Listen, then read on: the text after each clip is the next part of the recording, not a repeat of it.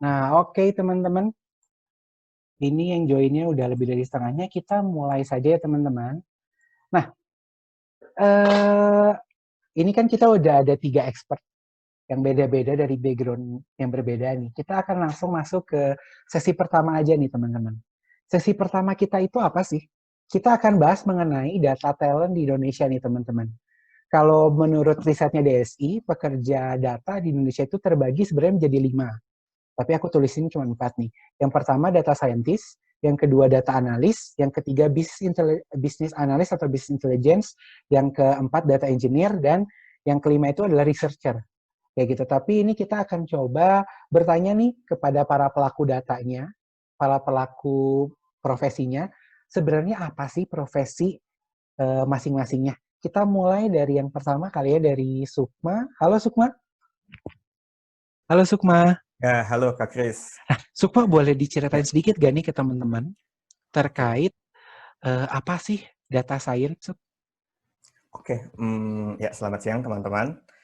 Kalau data scientist itu sebenarnya eh, paling gampang kayak gini sih. Data scientist itu kan ada 2 kata ya, data sama scientist.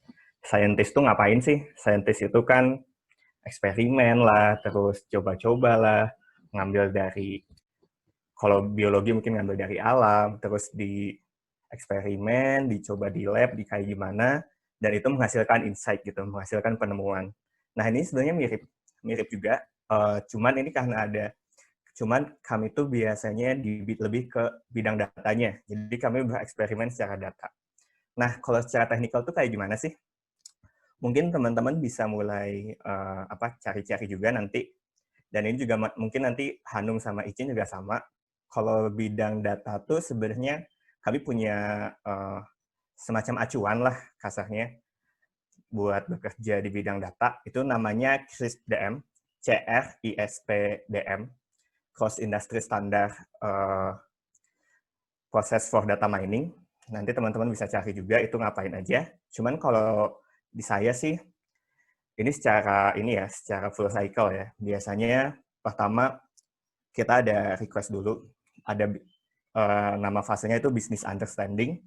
Kami ngomong sama user, butuhnya apa, pinginnya apa, terus kayak harapannya apa, gimana, gimana, gimana. Terus habis itu biasanya kami berkonsultasi sama data engineer, kayak, oh kami butuh data ini, data ini, data ini.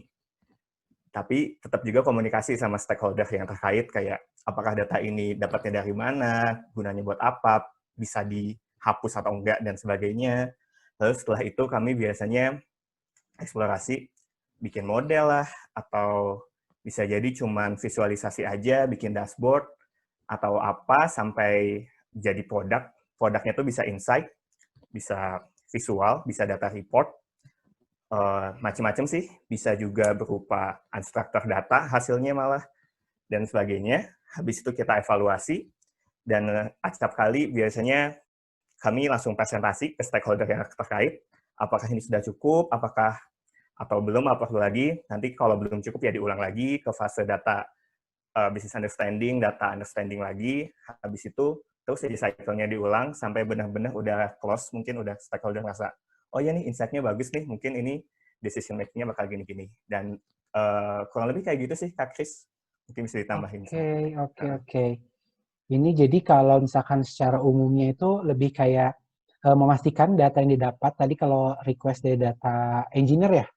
Nah, Ya, request dari data engineer, data yang didapatnya itu uh, diolah dan dipastikan sesuai dengan kebutuhan gitu ya. Jadi ya betul. lewat tadi eksplorasi data, bikin model, Mhm. sampai akhirnya bisa dapat insight ya, Suk ya. Ya, betul. Oke. Nah, itu tadi itu penjelasan dari data scientist nih. Sekarang aku mau lanjut ke Cynthia. Cynthia, kalau data analis itu gimana sih? Boleh ceritain gak nih ke teman-teman? Apa sih profesi data analis? Kalau aku data analis khususnya di tim Top Ads. Aku berperan sebagai problem solver, membantu tim produk atau tim bisnis itu untuk decision making.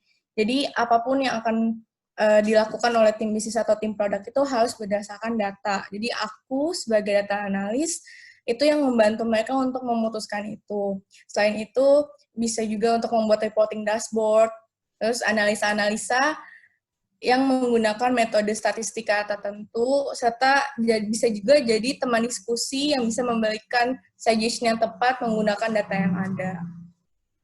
Oke. Ya. Gimana ya? Terus apa tadi? Ada lanjutannya? Oh, Nggak ada. kira-kira itu ada lanjutannya lagi. Oke, aku senang banget sih ada kata-kata bertindak sebagai problem solver. Tapi based on data ya, asik. Iya dong, data driven. Asik. Oke, kalau selanjutnya nih dari business intelligence nih, mungkin kan kalau secara kata-kata business intelligence nggak ada datanya nih, nggak ada kata-kata data. Tapi Hanum boleh ceritain nggak nih kenapa business intelligence itu masuk ke dalam profesi data talent Indonesia kayak gitu? Sekaligus ceritain pekerjaannya. Boleh Hanum? Mungkin lebih ke perannya dulu ya. Kalau business intelligence itu perannya yang paling utama adalah sebagai thought partner bisnis dan produk untuk mengambil suatu keputusan berdasarkan data gitu. Kurang lebih sebetulnya mirip ya apa yang dilakukan data scientist di Astra maupun data analis di Tokopedia gitu. Nah, kalau misalnya dijabarin perannya atau responsibility dari business intelligence itu tuh dimulai dari memastikan bahwa data itu available, bisa digunakan. Terus kita pun juga bikin merancang dashboard dan juga reporting digunakan untuk para pelaku bisnis memastikan performa perusahaan itu baik.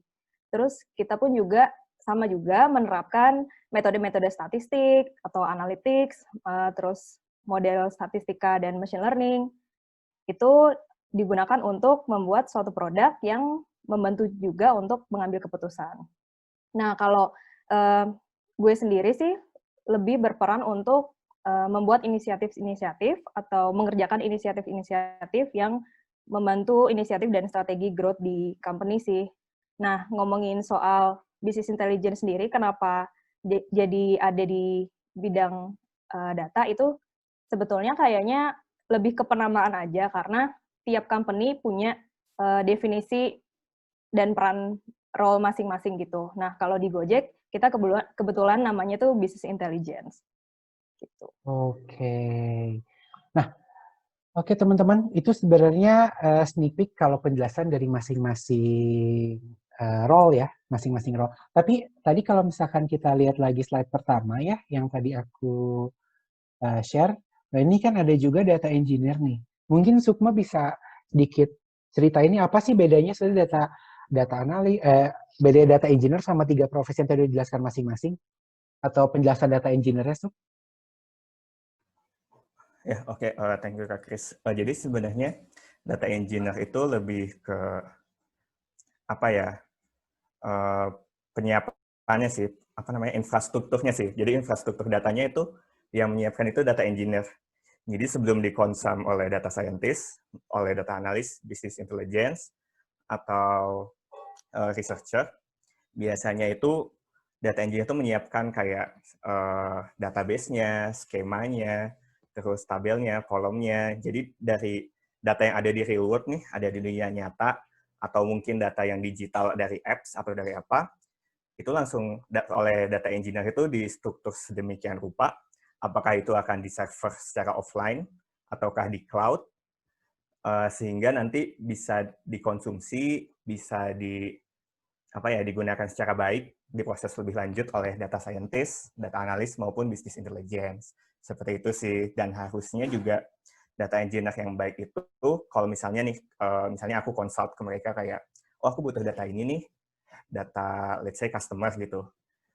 Ada nggak di sini? Terus mereka harusnya bisa menjelaskan juga sih, oh ya ini datang dari sini, asalnya kayak gini, penggunaannya gini, jadi kami, data scientist, data analyst, dan BI itu bisa, fase data preparation-nya, data understanding-nya tuh baik gitu. Gitu sih paling Kak yang saya Jadi tahu. kayak tahap awal sebelum pengolahan data tuh dikumpulinnya sama data engineer-nya dulu kali ya? Ya, betul. Kurang lebih seperti itu. Kurang lebih seperti itu sih sebenarnya. Oke, nah ini teman-teman sesi pertama ini kita akan lanjut ke pertanyaan via Slido nih teman-teman. Teman-teman kan jadi kemarin sudah submit pertanyaan teman-teman atau vote. Nah ini kita udah dapat beberapa pertanyaan dari Slido nih teman-teman. Oke, udah ada 50 pertanyaan. Nah, ini sebenarnya pertanyaan Zahra dan Rani ini akan kita bahas di sesi selanjutnya nih. Jadi bakal aku skip dulu nih pertanyaan Zahra dan Rani karena pasti akan terjawab kayak gitu. Nah, aku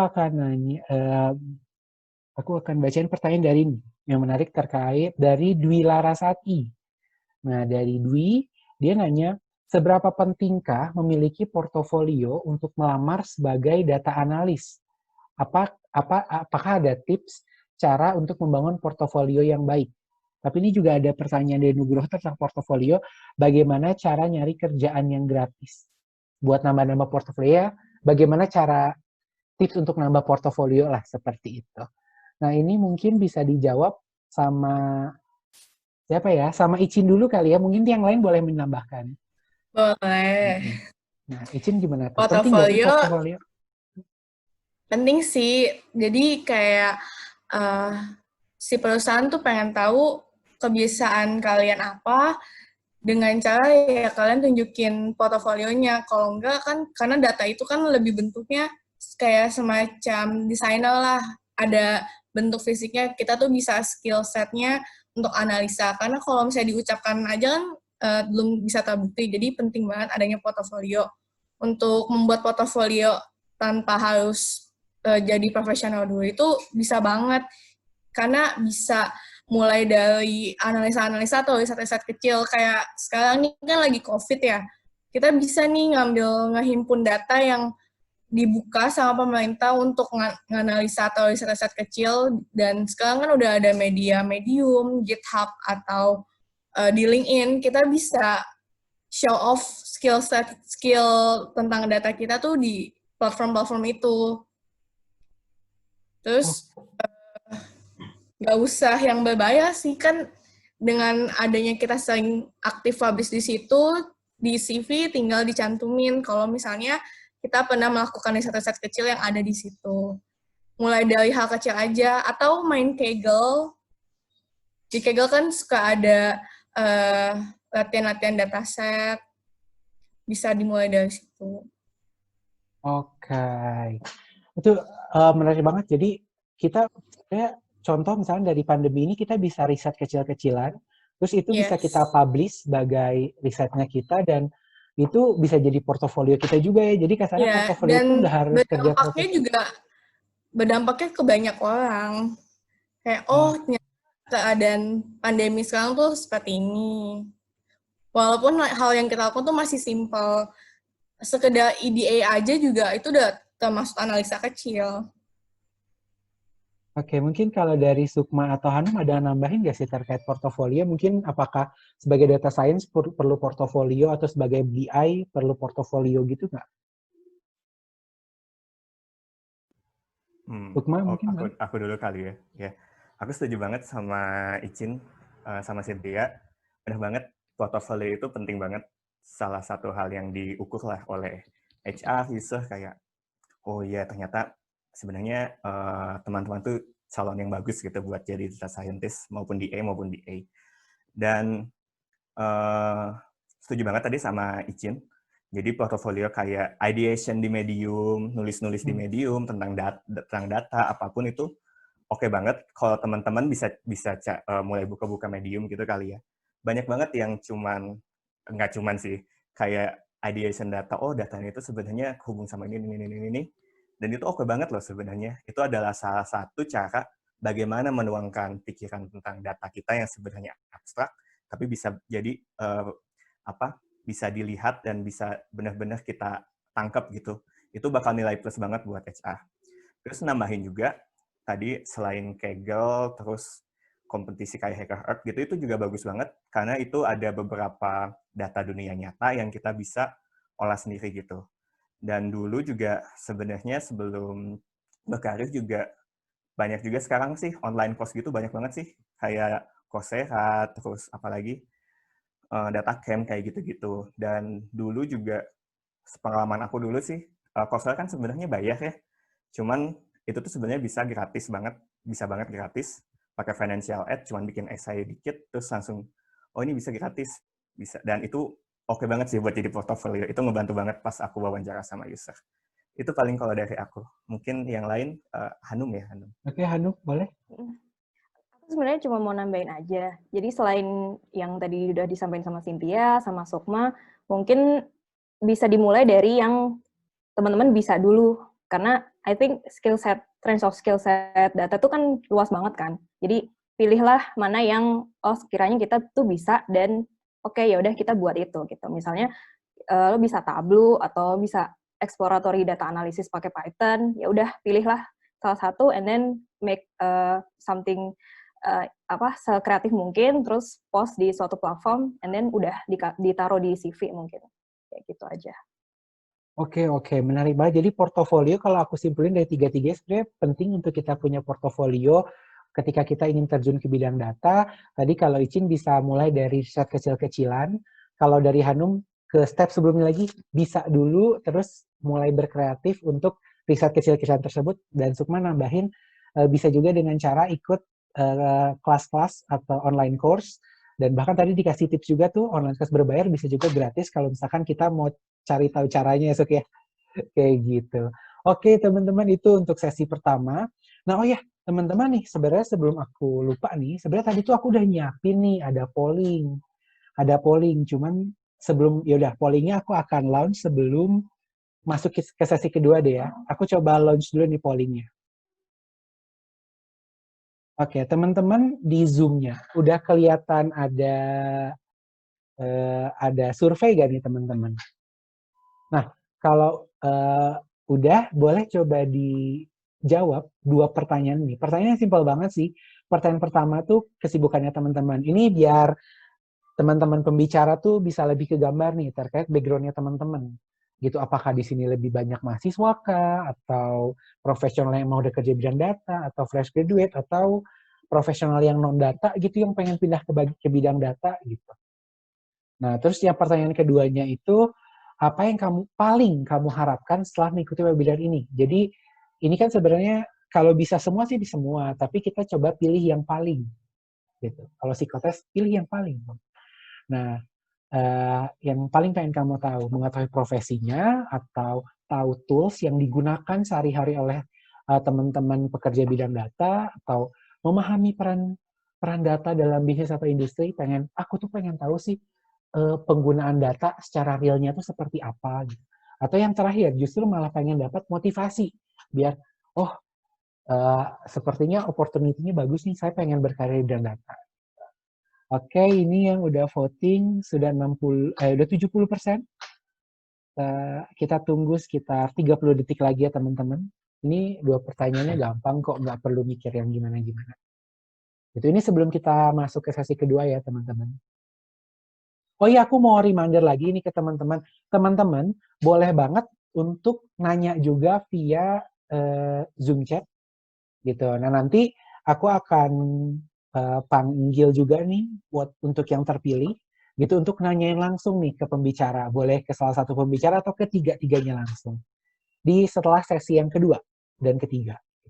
Kalau untuk yang di YouTube live streaming juga jangan lupa untuk tuliskan pertanyaan kamu di kolom komentar gitu. Terus kalau misalkan, aku pengen nanya ini juga, klik like aja biar jadi paling atas gitu di kolom komentarnya. Oke teman-teman, udah 30 detik lewat, jadi aku end polling-nya. Kita lihat ya hasilnya ya. Udah keluar belum hasilnya nih teman-teman? Jadi, Sukma, Hanum, Cynthia, kalau kita lihat nih ternyata menariknya banyaknya masih mahasiswa. Oh, jadi ini kayak lagi persiapan untuk menuju dunia karir kali ya. Terus yang keduanya ada di profesional yang udah di bidang data juga gitu. Jadi teman-teman profesional juga masih ikutan webinar ini. Mungkin pengen dapat insight dari profesi lainnya juga. Kayak gitu. Terus ada juga fresh graduate, profesional bidang data juga. Nah, dan kalau dilihat nih, output apa sih yang paling pengen diharapkan dari acara ini? Ternyata paling tingginya tuh pengen tahu, pengen paham peran data dalam bisnis gitu. Jadi nanti kita akan bahas ya di sesi ketiga ya teman-teman ya. Kita akan bahas bagaimana sih peran data dalam bisnis gitu. Gimana sih impact-nya terhadap bisnis gitu. Terus yang kedua pengen tahu tools. Nah, tools ini kita akan bahas nih teman-teman. Habis ini kita akan bahas tools juga kayak gitu. Oke, ini aku stop share aja. Ini selingan iklan dulu sebelum kita masuk ke sesi kedua ya. Oke, sekarang kita masuk aja ke sesi kedua. Nah, sesi kedua ini kita akan bahas apa sih? Sesi kedua ini kita akan bahas, pertama, kita akan nanya kenapa sih para pembicara ini memilih untuk berkarir di bidang data, terus persiapan apa aja yang disiapkan nih sebelum berkarir ke bidang data, dan yang terakhir, ada gak sih bedanya antara ekspektasi dan realitas sebelum dan setelah terjun di bidang data? Terus ada gak sih mitos yang salah atau mitos yang gak bener nih waktu pas mereka dengar sebelum mereka terjun ke bidang data. Itu aja. Nah, pertama terkait alasan kenapa berkarir di bidang data. Ini aku bakal tanya ke Sukma. Halo Sukma. Nah, Ya, Kak. kenapa tuh kamu memilih waktu pas itu memilih untuk berkarir sebagai data scientist tuh, Suk? Ya, mungkin aku ada ini dulu ya, cerita dulu ya. Awalnya kenapa sih jadi data scientist? Jadi dulu pas aku kuliah matematika tuh, kayak masih bingung juga sih sebenarnya kayak, aduh jadi apa ya? Waktu itu saya pengen jadi aktuaris, tapi ada beberapa hal yang kayak, wah nggak deh kayaknya. Terus habis itu pengen jadi ya udah jadi dosen aja gitu. Tapi ternyata alhamdulillahnya takdirnya mungkin di data scientist. Jadi waktu itu tuh pas banget aku lulus, itu tuh kayak tahun 2017, berarti tahun 2017 tuh baru ini banget, hype banget tuh data scientist. Terus aku langsung cari-cari aja kayak kenapa sih data scientist jadi hype banget? Apa sih yang membuat data scientist ini jadi tiba-tiba jadi pop culture gitu di karir pekerjaan gitu. Jadi ternyata memang semakin berkembangnya teknologi itu semakin banyak data yang bisa kita simpan gitu. Jadi semakin volumenya semakin besar, terus perpindahannya semakin cepat, terus dan juga makin banyak tools-tools mungkin bisa dari pakai Python, pakai R yang membuat mengolah data itu gampang gitu. Jadi kayak mungkin paling apa ya, paling kasarnya gini lah, dulu kan kayak nggak kepikiran ya kita bisa ternyata pesen pesen ojek itu bakal online, terus pesen makan bakal online, terus apalagi tuh kayak sekarang bahkan ada peternakan, terus pertanian itu sekarang jadi digitalisasi gitu. Banyak hal yang dulunya tuh kayak sangat konvensional, sangat tradisional, tapi sekarang jadi kesimpan gitu datanya, baik data secara abstrak, data secara kolom, secara konvensional, structure data maupun data yang unstructured seperti gambar, seperti video, dan ternyata itu bisa bisa diolah gitu. Nah ini menarik banget sih, apalagi ternyata buat mengotak-ngatik hal-hal kayak gitu diperlukan skill matematika dan statistika. Jadi kayak wah ini pas banget nih daripada aku bingung-bingung gitu kan, terus ternyata menarik banget. Dan aku ngelihat juga ke depannya bakal banyak hal-hal yang dulu kita nggak kepikiran nih, kayak nggak mungkin lah itu jadi digital, nggak mungkin lah jadi kesimpan datanya. Ternyata bisa kesimpan gitu. Dan itu semakin meningkatkan adrenalin tantangan saya, kasarnya kayak gitu. Jadi kayak, wah ini mungkin bisa jadi pilihan lah, bisa jadi jenjang karir yang akan future proof gitu ke depannya. Itu sih Kak Chris sebenarnya kenapa jadi pengen jadi seorang data science. Oke, jadi lebih ngeliat kayak opportunity di masa depan tuh ini bakal oke banget gitu ya pekerjaan di bidang data tuh ya, Suk ya? Ya, betul-betul. Oke. Menarik dari Sukma. Nah, selanjutnya ke Cynthia lagi nih. Cynthia gimana nih? Kenapa Cynthia memilih untuk berkarir sebagai seorang data analyst? Aku sama sih, dulu sama kayak Sukma. Dulu tuh setelah lulus bingung kan, mau di bidang apa nih, karena jujur matematika kan emang seluas itu lulusannya. Dan kebetulan aku punya teman-teman yang senasib sama aku, jadi kita ngumpul dan saat itu ketemu sama senior aku yang lagi lanjut S2 di UI dan dia baru lulus ngambil tesis tentang data science gitu, dan itu menarik banget. Nah, mulai dari situ kita tuh mulai belajar gitu dan ketemu sama event Melek for Member di Data Science Indonesia di komunitas itu, event gratis, dan saat aku dalemin itu, aku ngerasa kayak nyaman banget dan kayaknya passion gue di sini deh. Jadi aku dalemin, aku belajar sendiri lagi tentang data dan ternyata aku suka dan ya akhirnya sampai di sini deh. Jadi data analis. Oke, dari yang awal ini berarti dua-duanya sama-sama menemukan Menemukan jalan. jadi menemukan jalannya setelah lulus ya. Jadi ketika Iya, teman-teman bahkan nggak tahu aku data science saat kuliah itu. Aku nggak tahu itu ada data science. iya, dan berarti ini tadi kalau kita lihat survei sementara itu kan tadi ada yang teman-teman di Zoom itu banyaknya mahasiswa. Nah, ketika teman-teman mahasiswa udah mulai cari tahu dari sekarang, berarti mereka kalau bisa Good kita acungi banget jempol, sih. good banget gak sih kan? Ah. Oke, selanjutnya nih ke Hanum nih. Hanum kenapa, Iya, kan iya. tadi di sistem informasi itu, kenapa Tuh. tertarik untuk bekerja di bidang ini gitu, sebagai BI? Sebelumnya jempol dulu sih buat mahasiswa yang ikut acara ini. Good banget. Nah, kalau ceritanya aku agak beda sama Sukma sama Cynthia. Jadi waktu dulu kuliah di sistem informasi, kebetulan nih dapat mata kuliah atau ambil mata kuliah sistem cerdas. Waktu itu dosennya namanya Bu Reni Pradina. Nah, di situ gue dikenalin sama materi-materi tentang basic machine learning sebetulnya. Mulai dari regresi, terus kayak unsupervised learning, terus klasifikasi clustering, sampai neural networks pun juga diajarin gitu, meskipun waktu itu cuma basic. Nah, kan ada soal latihan, ada praktis juga. Nah, itu dulu sih awalnya mungkin kita cuman ngerjainnya simple-simple pakai data yang gampang gitu kan, yang udah bersih lah istilahnya, belum kayak yang real-nya tuh kayak gimana. Jadi udah ready to use gitu deh.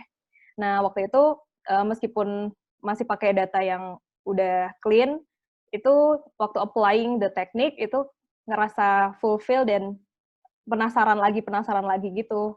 Jadi pengen tahu tentang data itu lebih dalam. Nah, terus waktu tahun keempat akhirnya ngambil lab dan skripsi itu tentang data juga. Jadi mengulik lebih dalam tentang itu dan akhirnya memilih karir untuk di bidang data meskipun konteksnya sebenarnya sekarang lebih luas lagi sih, nggak cuma membahas tentang machine learning gitu. Oke, jadi kalau Hanum ini bedanya udah dari kuliah, dari ikutan mata kuliah tadi yang apa yang sistem Sistem apa? cerdas. Sistem cerdas ya. Di mata kuliah sistem cerdas itu begitu ngerjain rasa apa ya? Makin jadi rasa penasarannya makin tumbuh dan malah jadi skripsi, jadi tugas akhir, bahkan sampai sekarang dia Hanum udah berkarir sebagai business intelligence di Gojek. Kayak gitu. Oke, mantap banget sih. Nah, selanjutnya ini pertanyaan selanjutnya, persiapan apa saja yang dipersiapkan sebelum berkarir di bidang data? Nah, mungkin ini aku akan nanyanya ke Sukma dulu aja kali. Sebelum jadi data science nih, persiapan apa aja nih yang Sukma lakukan nih? Ya, jadi persiapan apa aja ya? Ini mungkin nyambung sama tadi ya pertanyaan sama Zahra ya. Iya, Zahra. Jadi dulu fresh graduate, dulu aku benar-benar habis lulus baru kenal data scientist. Habis itu, jadi sebelum-sebelumnya belum ada apa-apa gitulah, belum ada persiapan secara khusus gitu. Dulu sih persiapannya yang bisa aku lakukan sih paling belajar belajar pemrograman, toolsnya itu. Dulu tuh aku milih Python. Kenapa Python? Soalnya Python itu setelah aku cari tahu tuh dia bahasa paling tinggi. Tapi ini feel free ya buat teman-teman mau R, mau Python, mau apapun. Dia cuma tools doang. Terus soalnya aku paling lemah di situ ya. Terus habis itu aku nguatin lagi statistika matematika, lebih ke ngulang-ngulang dulu kuliah. Sama paling yang ini aku ngambil online course sih di Coursera. Namanya Data Scientist Toolbox gitu. Terus habis itu udah sih paling habis itu udah nyoba langsung apply paling habis itu Kak. Persiapannya itu doang sih mungkin. Oke, mungkin kalau dari Hanum atau dari Cynthia ada yang mau ditambahin nggak tuh terkait persiapan sebelum apply pekerjaan saat ini? Iya, kalau dari aku sih dulu awalnya mungkin nggak awalnya nggak terlalu banyak karena beberapa materi dipelajari juga waktu kuliah. Kayak SQL, terus ada BI tools seperti Tableau, ada machine learning juga meskipun baru sedikit. Terus pada saat setelah lulus kuliah, itu coba dalemin Python sama seperti Sukma. Nah, Python itu dulu belajarnya pakai DataCamp, terus ya latihan juga di situ. Nah, mungkin teman-teman bisa juga latihan-latihan melalui Kaggle itu juga bisa. Terus di Coursera itu ada course yang bagus, itu lebih tentang machine learning. Itu course-nya Profesor Andrew Ng, itu bisa diambil juga. Nah, sebetulnya mungkin cerita agak panjang dikit nggak apa-apa ya. Jadi mungkin kebetulan di kasus gue tuh ada background IT gitu. Tapi aku mungkin nggak semua orang punya kesempatan yang sama untuk punya background IT atau mungkin statistik atau matematika gitu kan, yang berhubungan dengan data. Tapi one thing to note, everyone can start from anywhere gitu. Karena aku percaya juga semuanya bisa kok mengambil karir di bidang data. Karena buktinya di tim di kantor tuh banyak juga teman-teman yang bahkan nggak punya background IT, nggak punya background statistik, ada yang dari psikologi gitu, ada yang dari teknik elektro gitu. Tapi mereka bisa kok keep up dengan current skill set yang dibutuhin sama perusahaan. Kayak gitu. Nah, terus cara persiapannya gimana? Mungkin kalau boleh saran, bisa dimulai dari cari tahu dulu nih requirement yang dibutuhin sama company tertentu yang kita mau tuju. Terus kita lihat nih role-nya, oh tentang data, requirement-nya apa aja nih. Nah itu kan ada list-nya, kita pelajarin. Sebenarnya kuncinya adalah keep learning sih dari situ. Dan gimana caranya? Ya, I think semuanya udah tahu juga sih, karena I think internet enables us to get any information that we want gitu. Ya, jadi I think ya cukup sih. Oke, mantap banget dari Hanum. Anyone can start from anywhere gitu. Bahkan tadi Hanum kasih contoh juga, banyak juga yang dari background-nya bahkan bukan dari matematik, statistik, ataupun dari IT juga ya, Num ya. Wah, kaget juga aku tadi ada yang dari psikologi. Wow, keren. Kalau dari Cynthia ada yang mau ditambahin nggak tuh? Terkait Aku cuma mau persiapan. nambahin sekalian promosi Data Science Indonesia sih. Oh, boleh. Kelas online ya. Nah, offline-nya itu di DSI itu kita ada platform member yang emang develop dari start banget kayak basic statistik atau aljabar linear sampai ke advance-nya. Itu ada di program platform member setiap hari Rabu. Kita cek aja di Instagramnya. Dan bener banget kata Hanum, jadi seorang practitioner data itu nggak harus berbackground IT, karena di komunitas data science Indonesia pun nggak semuanya tuh anak IT, kita tuh beragam. Jadi asalkan ada kemauan dan haus akan ilmu, itu pasti bisa sih. Oke, mantap banget. Bahkan kalau misalkan aku boleh promosi nih teman-teman, Melek for Member itu menghasilkan Cynthia yang sekarang jadi Head of Yes, that's Research and right. Development DSI loh. Jadi yang dulunya jadi Thank you. peserta sekarang jadi Head of Research and Development. Itu Yeah. keren banget sih, Sin. Oke, nah aku lanjut ke pertanyaan selanjutnya. Di pertanyaan terkait ada gak sih perbedaan ekspektasi dan realita sebelum dan setelah berkarir di bidang data? Terus ada gak sih mitos yang menurut kamu tuh salah? Jadi kalau orang berpandangan terkait mitos ini dengan profesi bidang data, boleh dijawab sama Cynthia dulu kali. Boleh, Sin? Dari ekspektasi dulu kali ya. Ya, boleh. Jelas banget ada lah. Karena nggak semua yang ada di course itu problem-problemnya ada di perusahaan yang kita hadapi. Masalah-masalahnya kayak yang sebelumnya aku kan kerja di vendor dan itu megang bisnis unit yang berbeda. Dan masalah-masalah juga beda-beda. Kayak atau kalau yang di Tokopedia ini mungkin dari mulai collecting data itu apa yang diajarkan di course dan kenyataannya itu tidak seindah itu. Mungkin bisa kita tarik dari source yang berbeda dan harus digabungkan teknikalnya lebih advance lagi dari segi manipulasi data.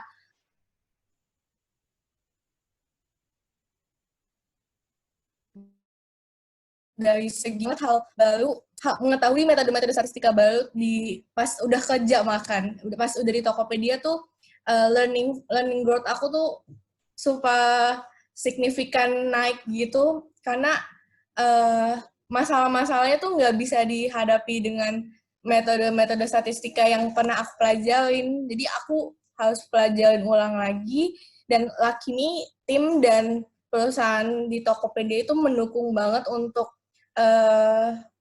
nakama atau karyawan yang ingin berkembang lebih baik lagi.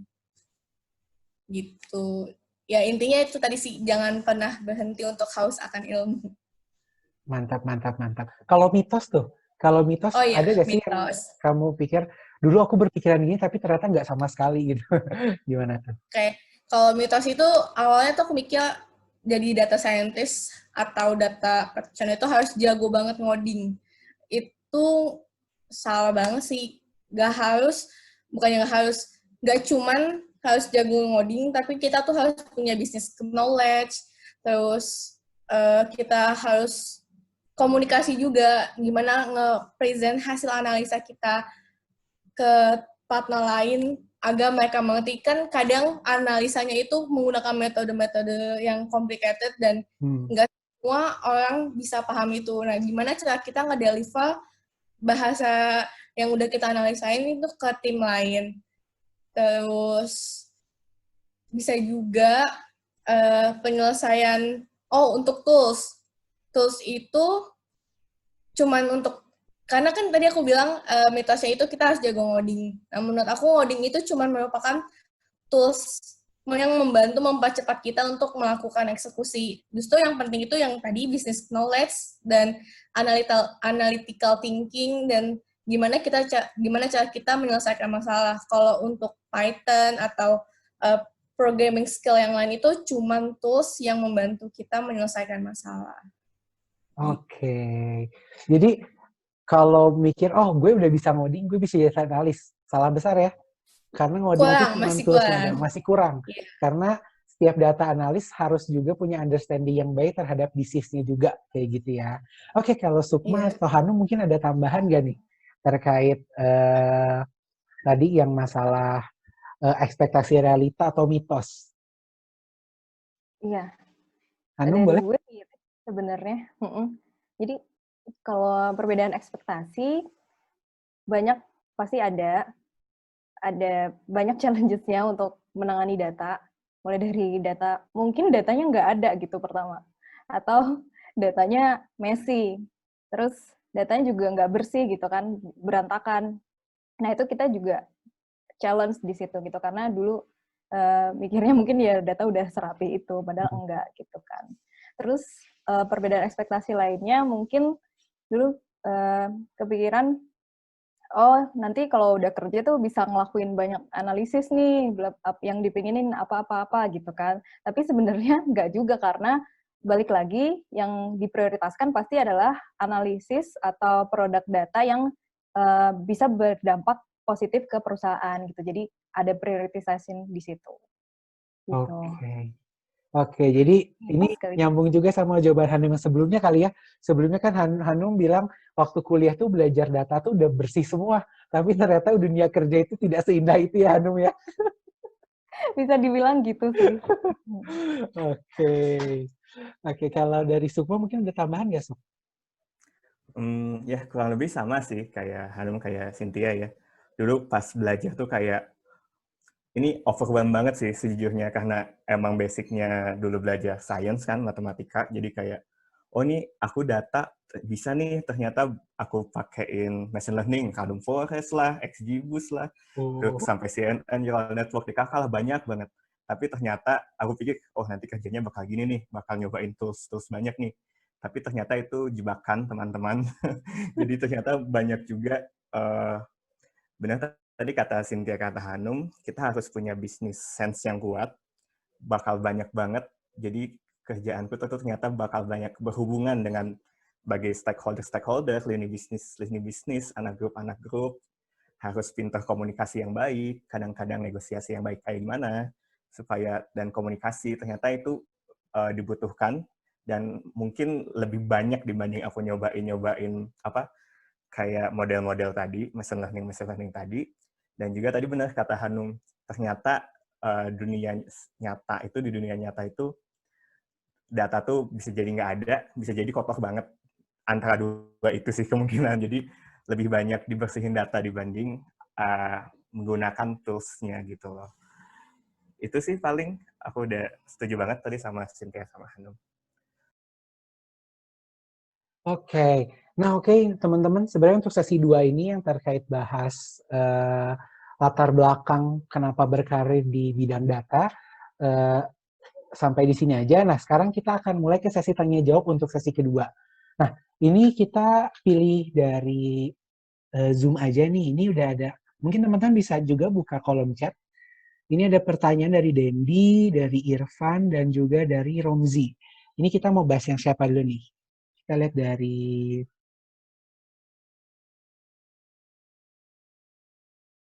Dendi dulu nih mungkin. Selamat siang. Minta saran nih katanya. Minta saran bahasa pemrograman yang paling simpel untuk dipelajari katanya. Apakah pakai Python atau R aja atau gimana tuh? Preferensinya dalam memilih untuk mulai belajar bahasa pemrograman. Atau mungkin Dendi boleh diaktifkan suaranya? Coba Dendi, mana Dendi? Oke, baik, terima kasih. Ditanyakan langsung boleh, Den? Oke. Oke, sebelumnya kan saya udah pernah coba tuh. Sekarang sebenarnya saya lagi menekuni juga di bidang data science untuk penulisan karya ilmiah seperti itu ya.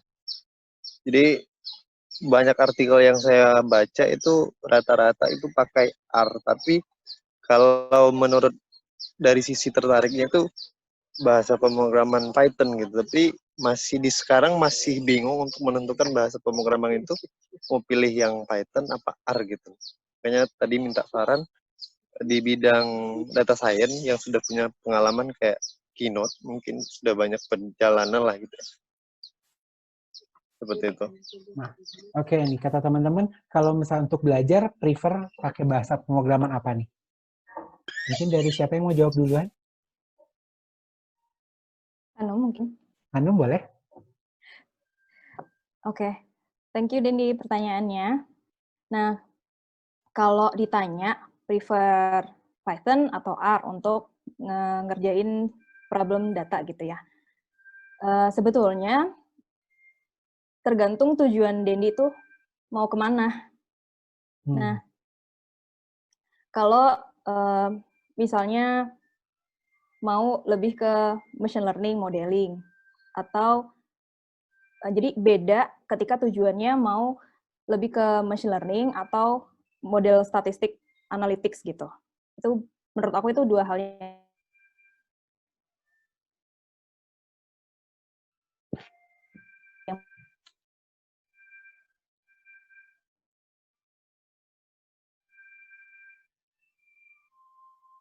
berbeda. Kalau yang sekarang untuk lebih ke machine learning itu aku saranin untuk ke Python.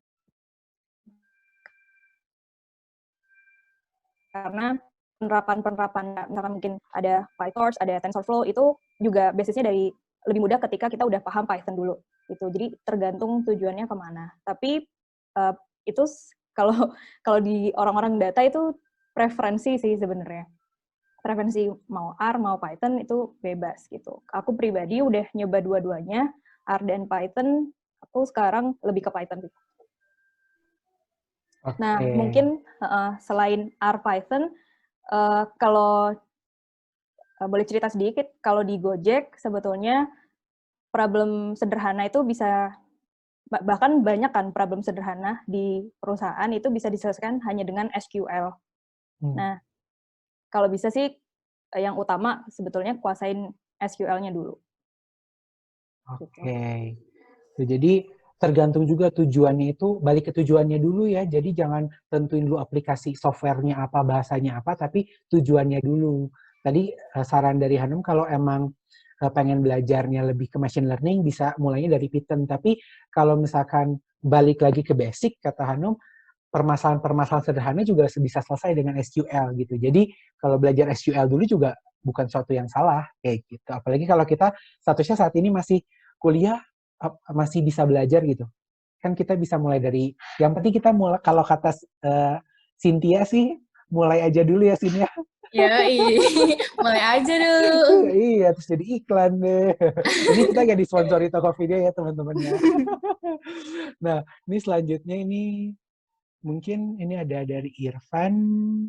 Ini tentang proyek, mungkin nanti proyek di sesi ketiga aja kali ya. Terus, nah ini nih, dari Romzi. Romzi boleh dinyalain mic-nya, Romzi, untuk ditanyakan langsung. Habis ini kita satu dari YouTube juga. Halo? Halo, ya silakan Romzi ditanyakan langsung. Ya udah cukup jelas ya, cuman gini, kan zaman sekarang ini makin banyak nih orang yang belajar tentang data. Nggak kayak mungkin 3 atau 4 tahun yang lalu yang masih jarang. Nah, kira-kira apa ya hal detail yang membuat kandidat data science atau data analis atau business intelligence itu dapat menonjol dibanding yang lain? Karena kan semakin banyak juga kan kandidat yang apply, kemudian pasti membuat pusing nih para HR gitu kan. Kira-kira gitu pertanyaannya. Thank you. Oke, mungkin kalau aku lekapin dikit, ketika teman-teman semua jadi user, apa sih yang bisa teman-teman lihat dari kandidat, kalau misalkan ada kandidat yang baru mau ngelamar ke DS, DA, atau BI? Kayak gitu. Apakah mungkin gini, apakah ada beda sih, mungkin rekrutmen mungkin 3-4 tahun yang lalu di mana belum terlalu banyak kandidat yang ikut dibanding zaman-zaman sekarang nih, kayak gitu. Thank you. Oke, silahkan dijawab, mau siapa duluan nih? Ada yang udah? Mungkin ya aku dulu kali. Oke, boleh Sukma. Ya, Silakan, terima kasih Mas Ramzi pertanyaannya. Mungkin aku bakal, aduh boleh nggak ya? Nggak apa-apa kali ya. Jadi kantorku itu sebenarnya oke, mungkin aku cerita perbedaan dulu kali ya. Dulu kan pas zaman-zaman awal tuh mungkin pekerjaan DA, data science maupun BI itu belum sepopuler sekarang kali ya. Jadi dulu kayak masih lihat, oh SQL-nya bisa nih, terus Python-nya bisa nih, ininya bisa nih. Nah, cuman ada semakin populernya pekerjaan dan demand, banyaklah orang yang kayak gitu. Nah, mulai akhir tahun ini, sebenarnya yang dilihat itu lebih ke bagaimana sih pola pikirnya calon kandidat itu, kayak, nih kamu ada masalah nih, bisa nggak diselesaikan secara objektif, secara faktual, secara data. Nah, itu penting banget. Jadi kayak mulai, aduh ini ada orang asli nggak ya? Nggak ada lah.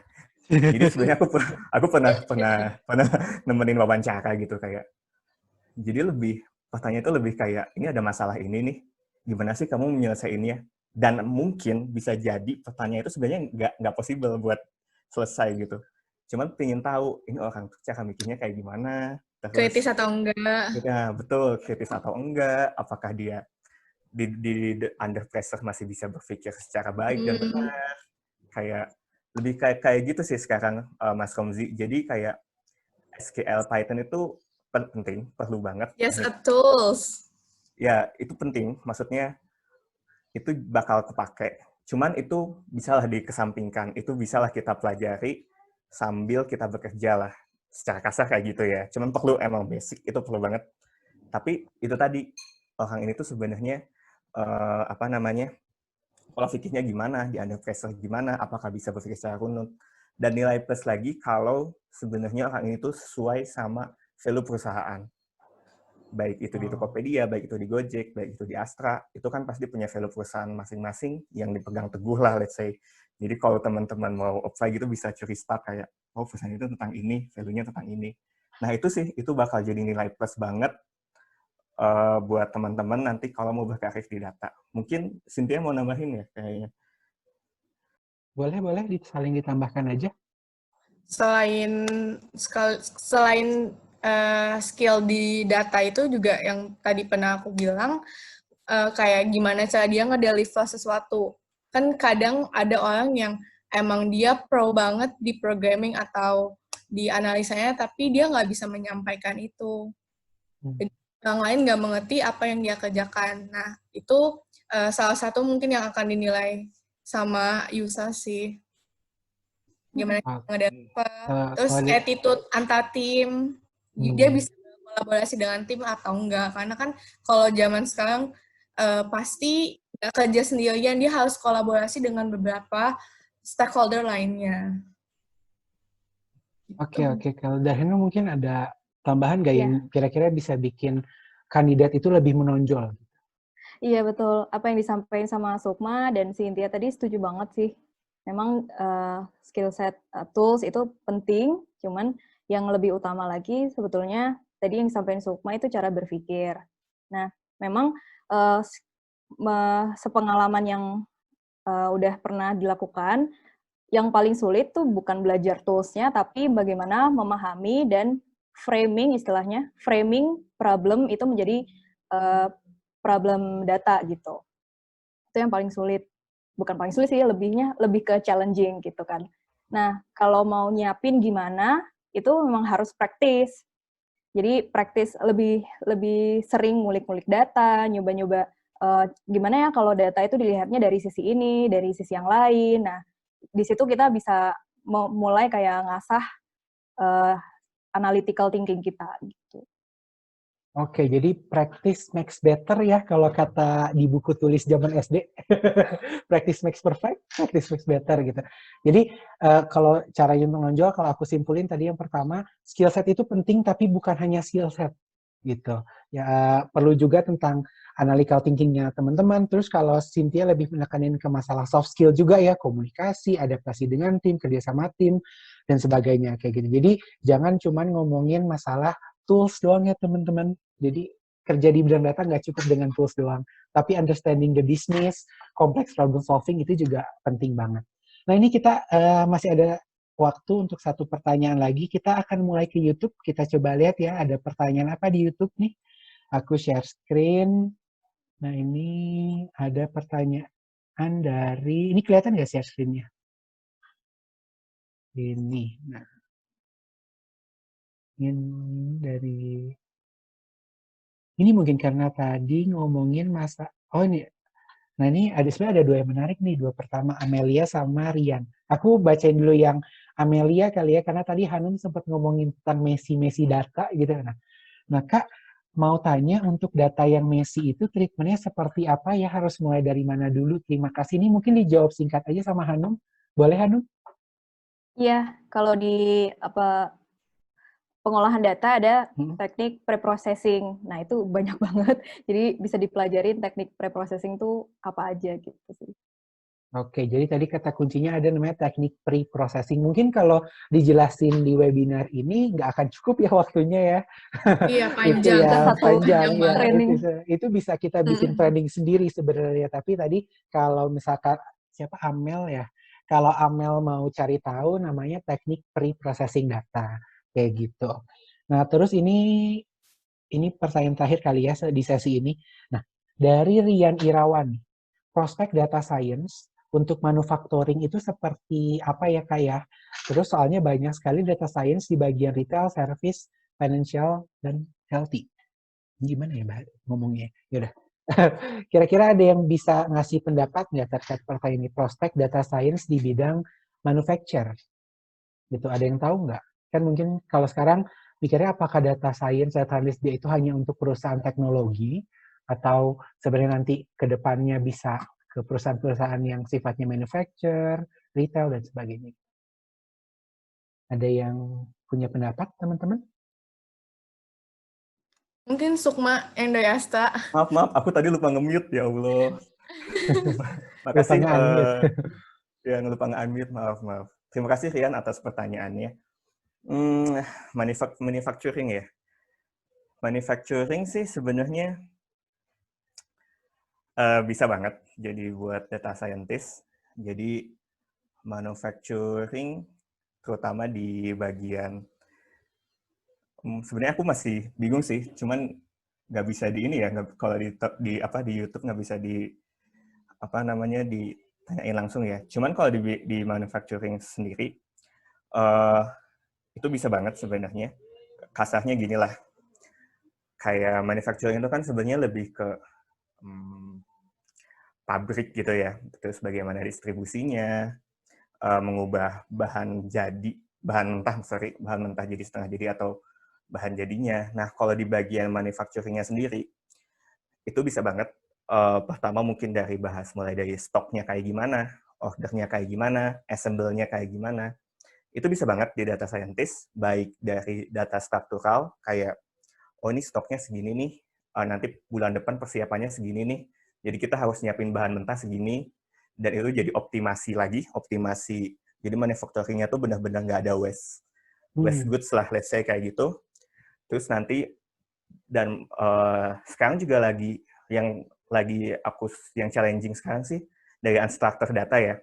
Jadi kayak dari video pabrik itu bukan video pabrik sih sebenarnya, adalah video sesuatu, image sesuatu itu bisa juga jadi di-processing, bisa jadi baik buat efisiensi, buat optimasi, maupun nanti buat kedepannya kayak gimana. Kayak gitu sih paling.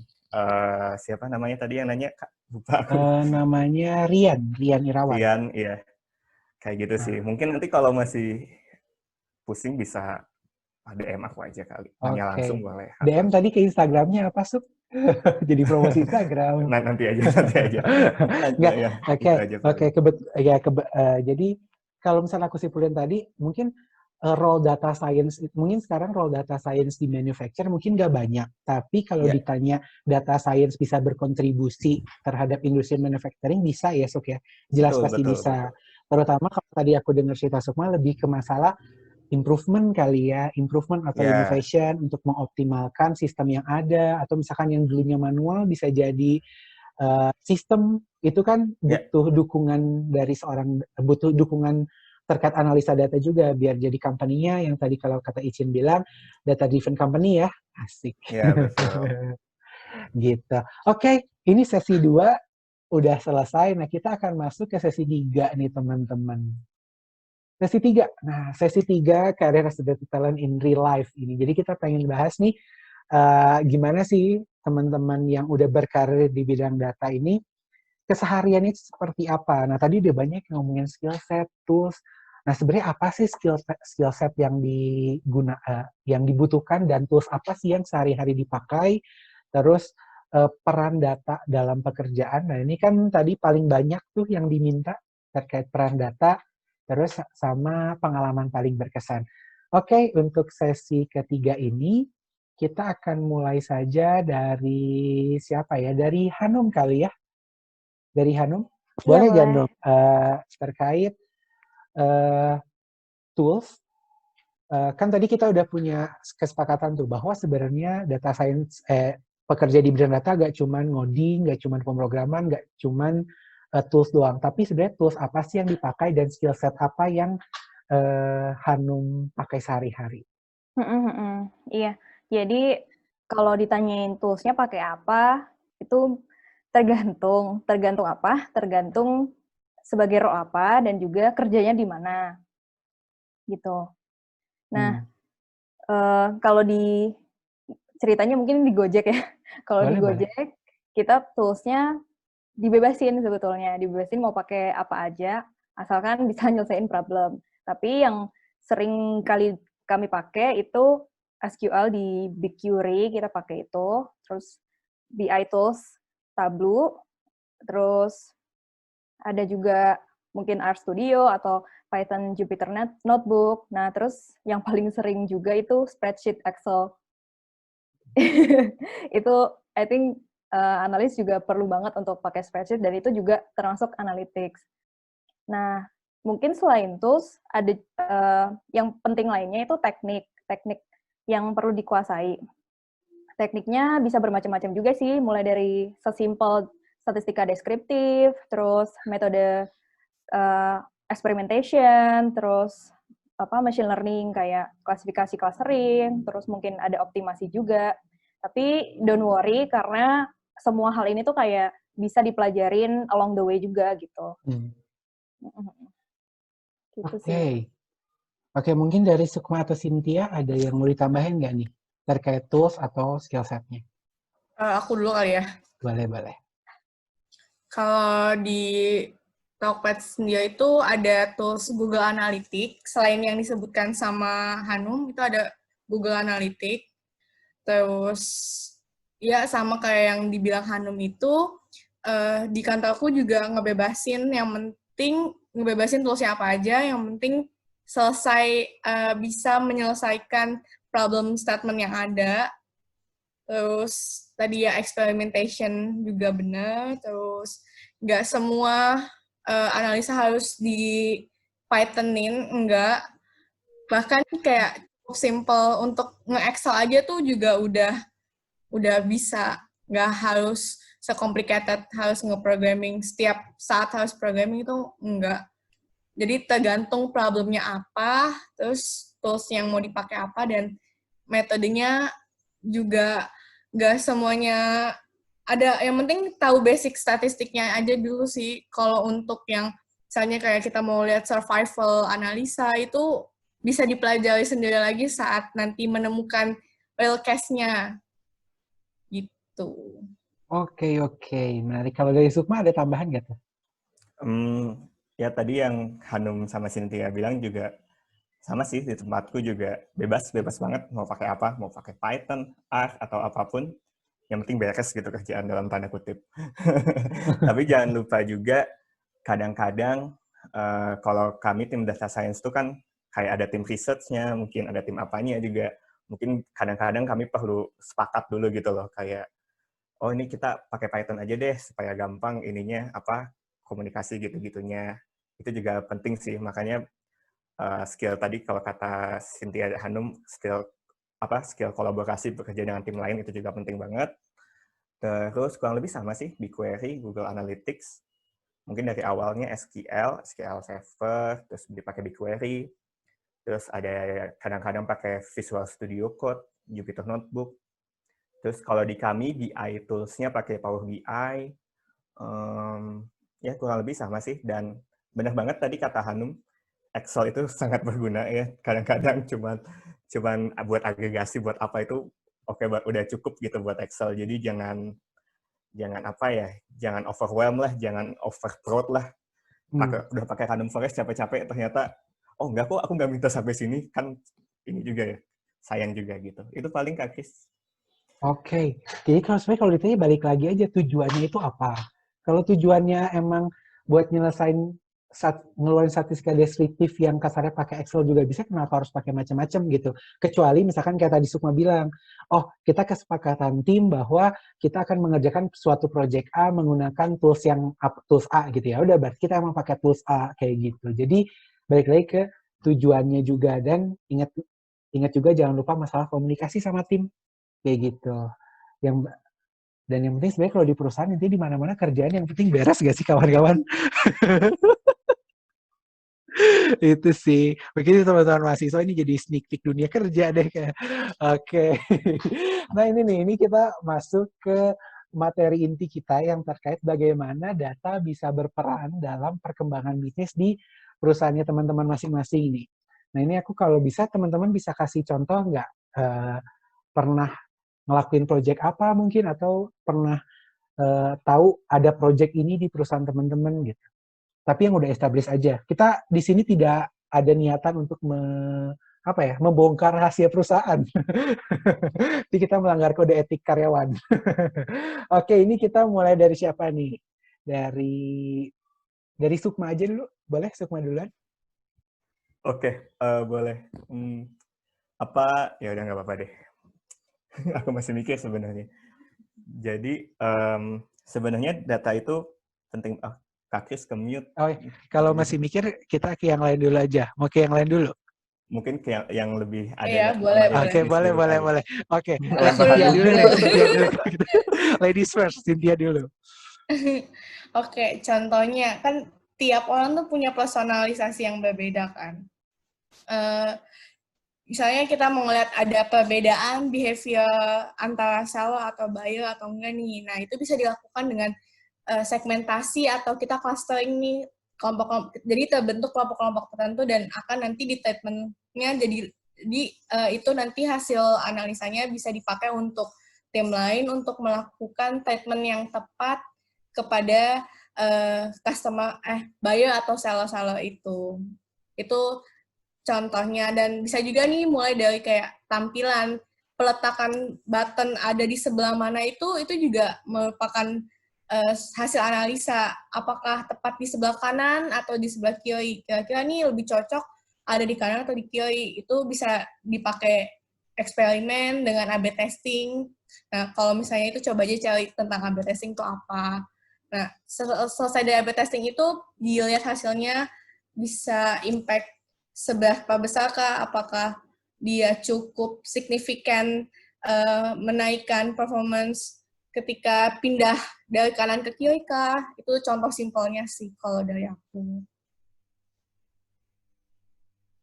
Masih di mute Mas. Aduh, mohon maaf.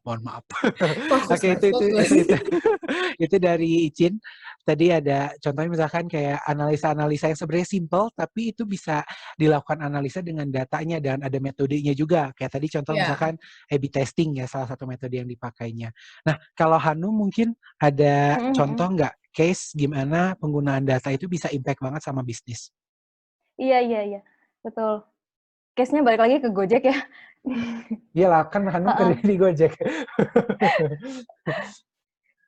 Ini, voucher. Kayaknya semua orang di sini pasti udah pernah dapat voucher diskon Gojek dong. Iya, GoFood. Iya, GoFood juga bisa. Nah, penerapan data di inisiatif ini tuh sebetulnya digunakan untuk cari tahu nih, inisiatif mana atau jenis voucher campaign yang mana nih yang sebetulnya bisa mendukung kebutuhan perusahaan. Nah, ini mirip seperti yang peletakan button tadi di Tokopedia, kita juga pakai experimentation atau A/B testing. Jadi penerapan datanya dimulai dari pengambilan sampling, terus menghitung historical proportion suatu matriks yang kita tuju, terus juga ketika hasilnya udah ada, kita mencari tahu nih apakah inisiatif ini tuh sudah berdampak yang cukup signifikan kepada perusahaan kayak gitu. Dan kita juga menerapkan metode statistik untuk menghitung itu. Oke, jadi kayak bikin jadi optimasi juga ya orang-orang siapa yang harus dapat vouchernya voucher berapa gitu juga ya Hanum ya? Yes. Menarik. Kalau dari Sukma nih, udah kepikiran belum, Suk? Nah, kalau gini kan aku enak jawabnya. Ya, sama kok kayak mereka. Di Astra juga sama sebenarnya. Ada segmentasi, ada namanya makro segmen, mikro segmen. Itu kelakuannya beda banget. Mungkin teman-teman bisa belajar kayak macro segmentation, micro segmentation. Terus sama juga ada A/B testing. Kayak apa tadi, mungkin peletakan di website, kayak ada peletakan banner di mana, ini mulai dari user register gimana, search button gimana, itu juga sebenarnya ada di kami analisanya. Terus itu common banget, A/B testing common banget. Jadi kalau teman-teman mau lihat bagaimana sih caranya kita nge-ini customer. Dan mungkin selain dua itu juga di kami juga bukan mengagungkan, berusaha meningkatkan value chain gitu. Contohnya gini misalnya, jangan Astra deh, aku takut salah ngomong. Contohnya misalnya Facebook lah, let's say. Facebook itu kan sebenarnya punya tiga medsos kalau nggak salah. Facebook itu sendiri, Instagram, sama WhatsApp kan. Dan mungkin teman-teman juga suka gitu, ngerasa kayak, ini kok aku banget ya iklannya ya, atau apanya ya, iklan sih, kebanyakan iklannya ya, kayak aku lihat di Instagram iklan sepatu, kok di Facebook muncul, aku cuman minta beliin sepatu di WhatsApp, kok tiba-tiba muncul iklan sepatu. Nah, hal-hal kayak gitu sih yang mulai kami kembangkan gitu. Jadi, ternyata customer ini valuable banget nih di Instagram. Bisa nggak ya di Facebook juga value-nya dinaikin? Kayak gitu sih, value chain itu lebih ke kayak gitu. Itu juga salah satu hal yang cukup menarik, cukup challenging di company, terutama multi company ya. Mungkin di Gojek, GoPay gimana sih? Asalnya orang naik Gojek terus, bisa ke GoFood.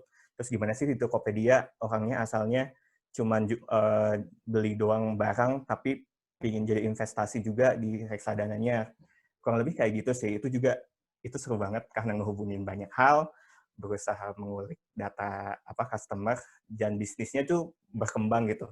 Berkembangnya secara bersama-sama gitu. Jadi kayak nggak cuma satu naik, kalau bisa yang lain juga ikut naik. Kayak gitu sih paling, Kak Chris. Oke, jadi itu insight kayak gitu malah jadi menarik banget ya. Bener banget sih kalau misalkan, ini bahkan ya, aku sama teman-teman kadang-kadang kita yang ngomongin apa, terus tiba-tiba pas buka Tokped atau apa gitu. Kenapa tiba-tiba iklan yang kita omongin ya? Nah, itu juga ada peran data di belakangnya ya, kayak gitu ya. Oke, oke. Nah, ini tadi menarik banget pengalaman-pengalamannya gimana data bisa mempengaruhi bisnis di tempatnya masing-masing, baik itu di Astra, Tokopedia, maupun Gojek. Nah, ini selama berkarir di bidang data nih, mungkin Sukma dan Hanum kan udah 2,5 tahun, terus Icin di Tokped kan udah sekitar 1 tahun lebih ya. Nah, ini ada gak sih pengalaman paling berkesan selama berkarir di bidang data nih yang mungkin bisa di-share ke teman-teman? Dari Cynthia, sekarang dari Hanum dulu deh. Dari Hanum dulu. Oke. Pengalaman yang paling berkesan kerja di bidang data, pertama itu adalah exposure. Exposure bahwa, oh data itu bisa kok untuk menyelesaikan berbagai macam problem gitu. Contohnya, kalau di Gojek pengaplikasiannya banyak banget, mulai dari alokasi driver, terus sistem search pricing mungkin, terus yang mungkin teman-teman juga tahu ada rekomendasi GoFood gitu yang ada di shuffle GoFood kayak gitu. Nah, itu pengalaman yang menarik banget. Jadi kita bisa tahu nih sistem-sistem yang digunakan untuk membuat itu tuh kayak gimana gitu. Nah, terus pengalaman menarik lainnya itu ketika bikin suatu project dan project itu digunakan untuk mengambil suatu keputusan oleh bisnis. Dan ternyata keputusannya itu bisa berdampak positif ke perusahaan. Itu sangat fulfilling sih sebenarnya. Oke, menarik banget. Kalau dari Icin gimana, Cin? Cynthia, mohon maaf, aku kok Icin terus ya? Nggak apa-apa, bisa dipanggil dua-duanya kok. Kalau aku yang paling berkesan sama Hanum, apa yang hasil analisa atau sistem yang kita buat itu bisa berdampak positif ke perusahaan dan ke banyak orang gitu. Itu seneng banget sih kalau bisa sampai kayak gitu.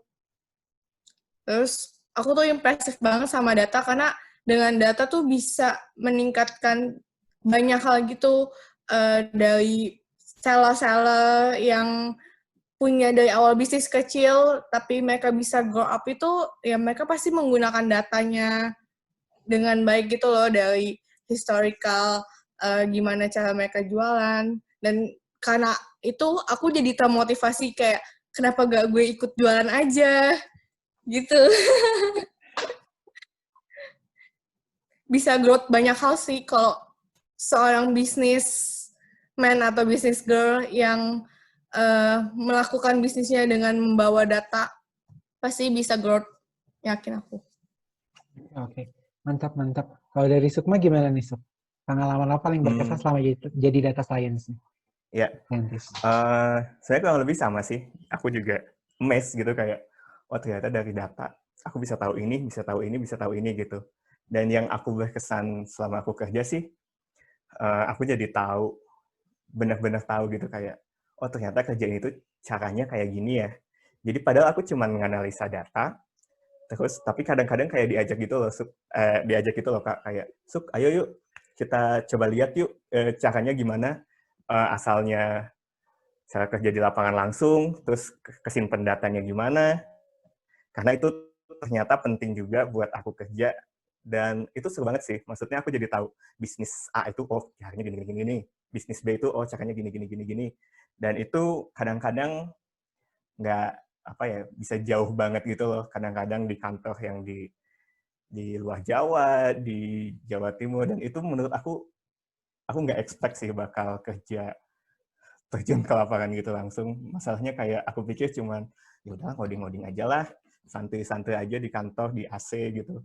Tapi ternyata di balik itu juga aku jadi lebih, itu ngebantu banget sih. Jadi kayak pertama aku jadi tahu bisnis bekerja itu seperti apa, terus kayak oh ternyata analisanya itu harus kayak gini supaya nanti di lapangan optimal, dan itu nggak tahu ya, aku masih emes sih kesan aku kerja sebagai DS sampai sekarang. Itu paling Kak. Oke. Terima kasih semuanya. Jadi kalau aku tangkap sebenarnya pengalaman yang paling berkesan rata-rata ketika hasil kerjaan kita bisa berdampak sama perusahaan secara langsung dan dampaknya positif gitu kan.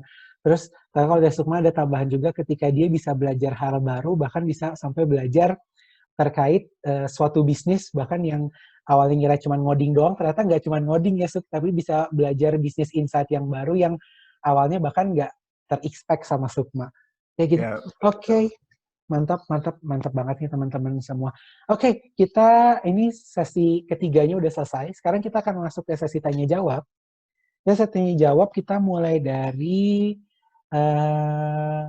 Zoom dulu aja kali ya. Ini kita lanjut tadi yang ngomongin masalah project yang tadi kita agak skip. Dari Irfan.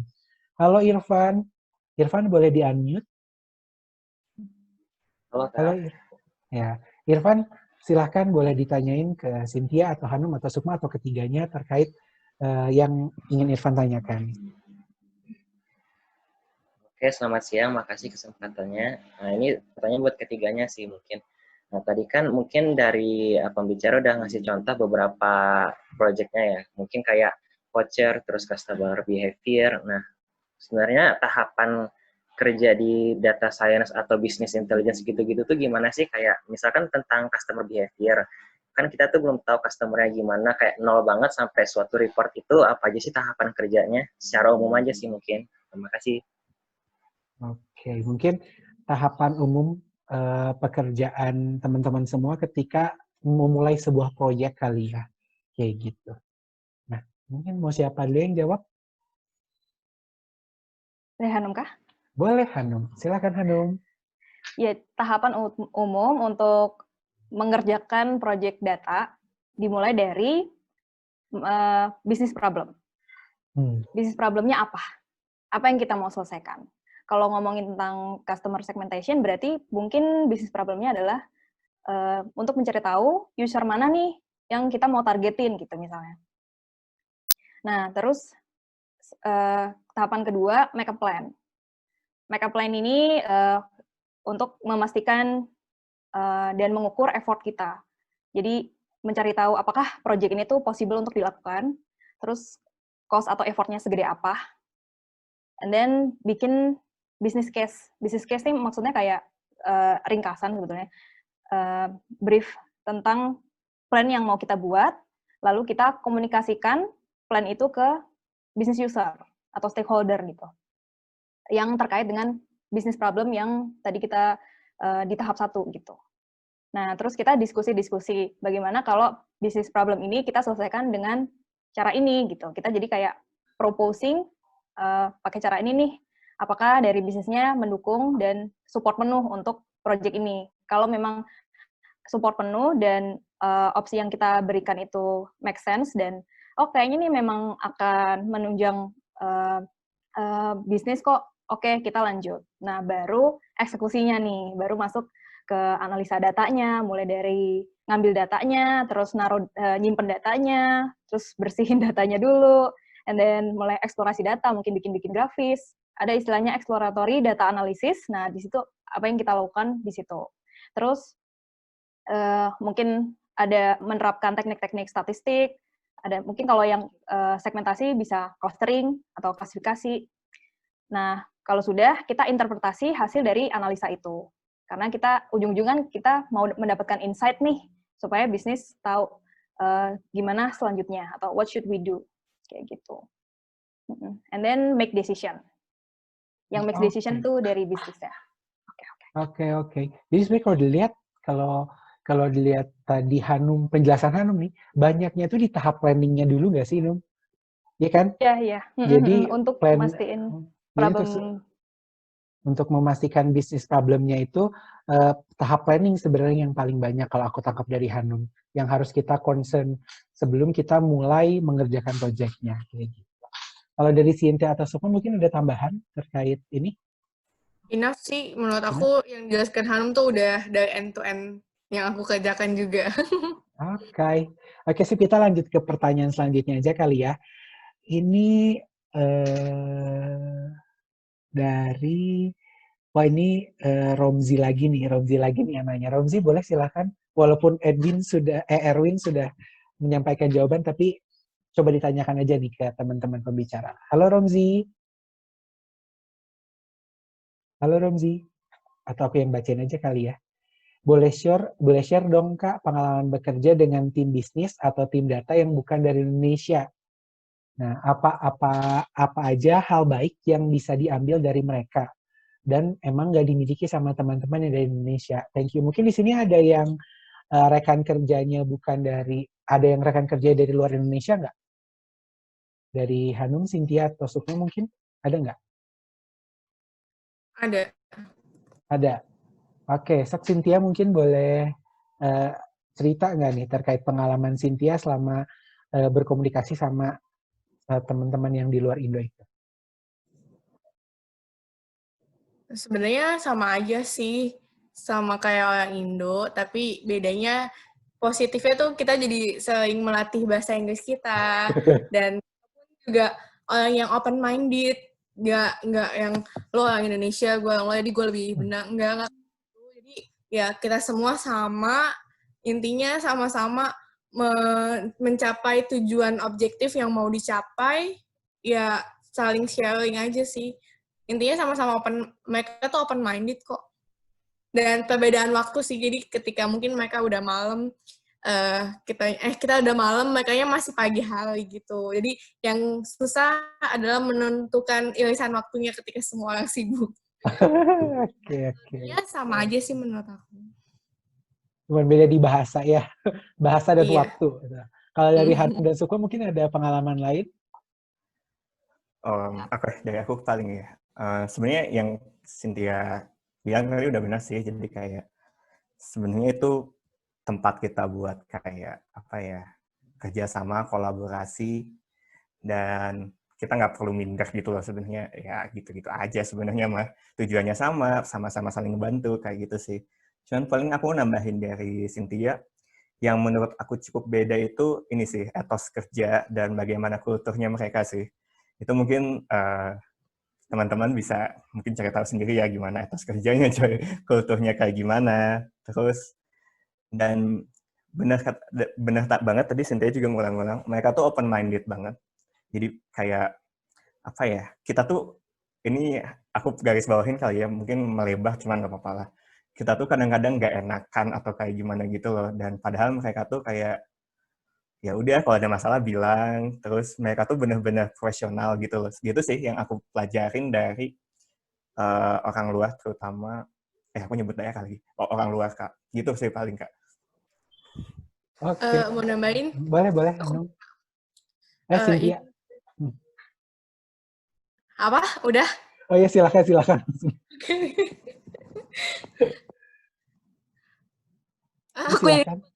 Udah cukup. Oh, udah cukup. Oh, kirain aku mau nambahin lagi. Lupa. Ini aku sambil ngetik di YouTube soalnya, jadi tadi aduh. Oke, kalau gitu. Oke. Ini kita lanjut ke YouTube lagi aja ya. Kita lanjut ke YouTube. Sebentar, aku share screen YouTube lagi. Nah, ini tadi dari Rian sudah.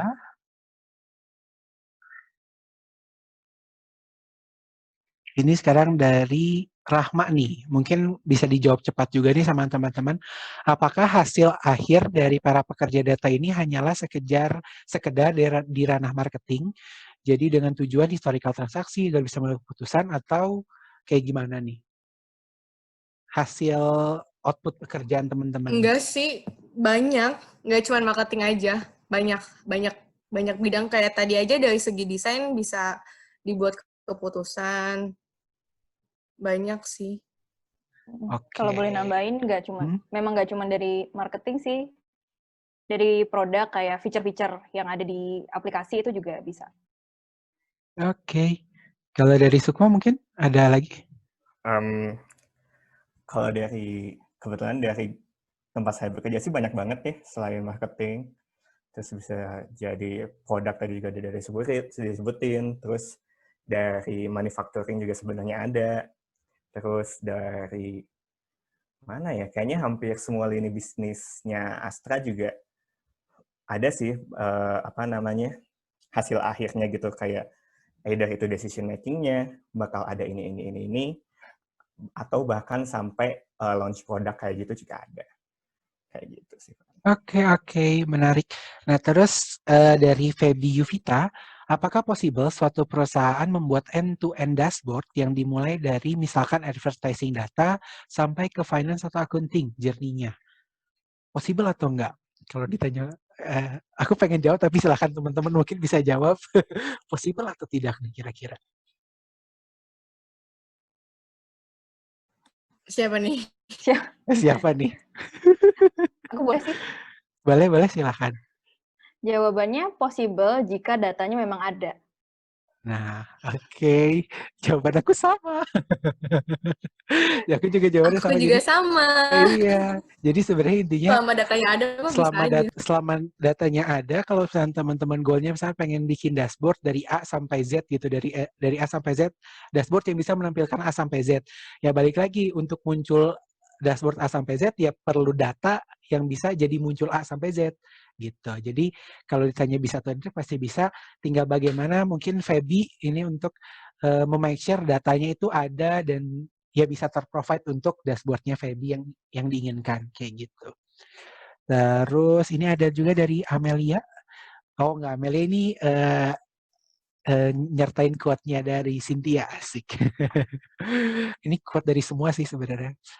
Terus ini ada dari Rahmat nih. Wah, ini rada spesifik nih ngomongin tentang tekanan kerja nih. Cynthia dan ini lebih spesifik ke Cynthia dan Hanum kali ya. Bagaimana tekanan kerja dengan user di Tokped dan Gojek? Kayak gimana tuh? Boleh cerita sedikit nggak? General aja sih, nggak perlu curhat gimana. Iya, tenang aja. Gimana Paling kira-kira? ya karena isinya anak muda, jadi semangat kerjanya itu masih on fire. Ya, jadi sibuk aja, tapi have fun gitu loh. Karena sama-sama saling semangat kerjanya tuh tinggi banget. Jadi semuanya antusias. Paling sih itu sih. Oke, kalau dari Hanum? Pressure-nya. Iya. Pressure-nya gimana tuh? Mirip kok sama dengan Cynthia karena masih Kebawa anak muda, startup gitu kan ya. Karena kalau di Gojek sendiri kita ada value shoot for greatness gitu. Jadi kayak everybody is on fire gitu. Iya. Make it happen. Better. Make it happen mulai aja dulu ya. ini ada juga di pertanyaan dari Alif. Alif, mungkin ini langsung aku sampaikan aja kali ya, karena singkat pertanyaannya. Nah, ini terkait ngomongin masalah pekerjaan data, tim data di perusahaan masing-masing itu berapa banyak sih dalam satu timnya gitu. Untuk melihat kan, oh kalau emang perusahaannya concern di bidang data, logikanya manpower-nya juga pasti ada cukup banyak dong, kayak gitu. Coba, mungkin ada yang bisa jawab nggak, Suk? Iya, aku dulu kali ya. Boleh. Di aku, berapa ya sekarang ya? Kayaknya 50-an ada sih kayaknya. Dan itu kebagi-bagi sih, tapi ada analis BI, terus ada yang fokus ke data science, ada yang buat research-nya juga, baik itu research artificial intelligence ataupun model buat machine learning. Kurang lebih segitu sih. Ya segitulah Kak Chris mungkin yang cukup besar juga ya Sok ya, 50 orang untuk tim datanya gitu. Kalau dari Cynthia, dari Tokopedia sendiri, resource-nya tuh banyak nggak sih? In overall itu data analisanya itu bisa lebih dari 50. Jadi tiap produk itu pasti punya tim data analisa sendiri. Itu belum termasuk data scientist maupun BI atau data engineer, masih banyak banget lah. Oke, jadi kalau di Cynthia itu lebih kayak setiap produk pasti akan punya data analisnya sendiri ya, belum termasuk DS atau BI-nya juga. Kalau dari Hanum gimana tuh kalau di Gojek sendiri, pembagian tim datanya? Pembagian tim data memang ada di produk masing-masing. Kalau jumlah overall, tim BI itu yang analis, ada engineer juga itu 100, I think, 100-an. Oh, Cuman kan belum data scientist, ada product analyst juga yang bisa dibilang tim data juga gitu. Oke, jadi kalau aku ambil garis lurus dari ketiganya itu sebenarnya resource untuk tim data di masing-masing perusahaan itu sebenarnya sangat besar ya. Karena balik lagi kalau aku lihat concern masing-masing perusahaan terhadap datanya juga sangat tinggi gitu. Jadi buat teman-teman yang mau terjun di bidang data, itu kesempatannya masih sangat besar nggak sih? Setuju nggak sih teman-teman di sini? Wah, banyak banget. Oke, mantap nih teman-teman. Ini ada lagi gak nih yang mau nanya secara langsung nih, mumpung kita masih ada waktu nih. Aku sambil lihat lagi Oke, di YouTube sudah clear, di Zoom. Kalau ada yang mau resen aja ya, sekarang aku buka slide lagi. Pertama tadi udah, terus kita atau R juga sudah, bahasa pemrograman mulai pelajari sudah. Kalau pertanyaan interview sih beda-beda ya. Apa nih yang kita bahas ya? Di Zoom ada yang chat. Oh, ada yang ngechat lagi. Oke, ini aku stop share dulu. Aku buka Zoom lagi. Nah, ini oke. Silahkan dari siapa dulu nih?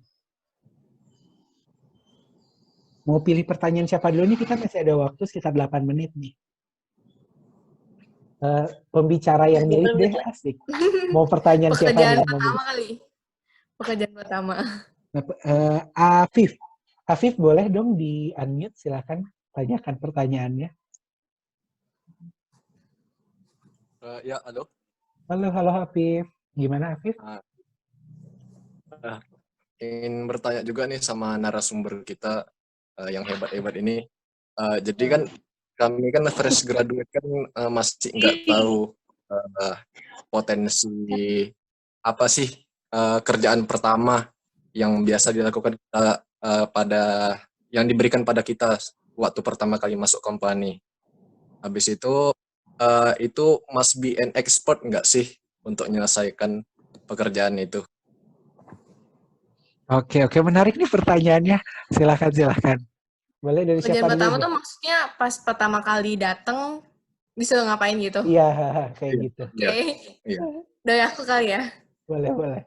Kalau aku pas pertama kali masuk banget, yang pertama itu disuruh explore semua data yang ada. Kan data banyak banget ya, jadi biar aku paham kalau mau ngambil A itu bisa dari tabel mana, gitu, source-nya yang mana. Itu kan complicated ya, itu sampai 2 hari sih disuruh pelajarin, suruh explore data. Oke. Mungkin kalau dari aku, pertama itu aku disuruh bikin email perusahaan. Itu sih paling pertama. Gimana tuh? Email perusahaan itu maksudnya email msukmaalam@astra gitu ya? Iya, itu mah tuh. Itu kan bukan pekerjaan pertama. Iya, itu mah Bapak. Itu mah kan kayak administrasi kepersonalian. Onboardingnya. Tapi yang benar-benar pertama sih, first touch dari company sih aku, kalau Cynthia mungkin dari data, kalau aku justru dari bisnisnya sendiri. Karena waktu aku masuk tuh emang